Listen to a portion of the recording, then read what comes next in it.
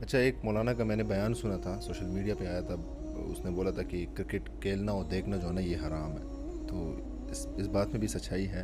نہیں، ایسی کوئی بات نہیں ہے. باقی جوا وغیرہ اس کے اوپر نہیں ہونا چاہیے. کرکٹ دیکھنے میں کھیلنے میں کوئی مسئلہ نہیں. اچھا، اور یہ کالر جو ٹائی جس سے ہم باندھتے ہیں اس کے بارے میں بھی بتایا ہے کہ یہ بھی ٹھیک نہیں ہے.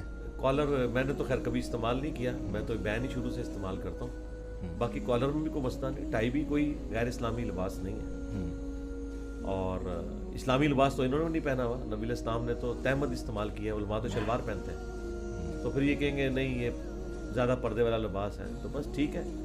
لباس باریک نہیں ہونا چاہیے کہ جسم نظر آئے، اتنا چست نہ ہو کہ جسم کی حید نمایاں ہو، اور مخالف جینڈر والا نہیں ہونا چاہیے کہ مرد عورتوں والا لباس پہنے، عورتیں مردوں والا لباس پہنے.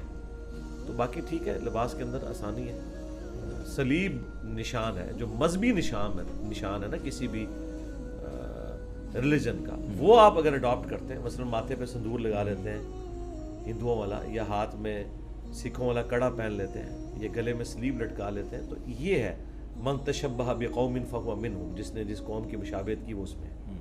ٹائی تو بھائی ہندو بھی باندھتا ہے، سکھ بھی باندھتا ہے، مسلمان بھی باندھتا ہے. یہ کوئی سلیب کی نشانی نہیں ہے، بالکل غلط بات ہے، جھوٹ مشہور کیا ہے. تو ٹائی میں نماز پڑھ سکتے ہیں؟ کیوں نہیں؟ ویٹیکن سٹی کے پوپ نے کبھی ٹائی پہنی ہے؟ کوئی دیکھیے آپ نے، اس نے سلیو ہی لٹکائی ہوتی ہے، تو ٹائی کہاں سے نشان ہو گیا؟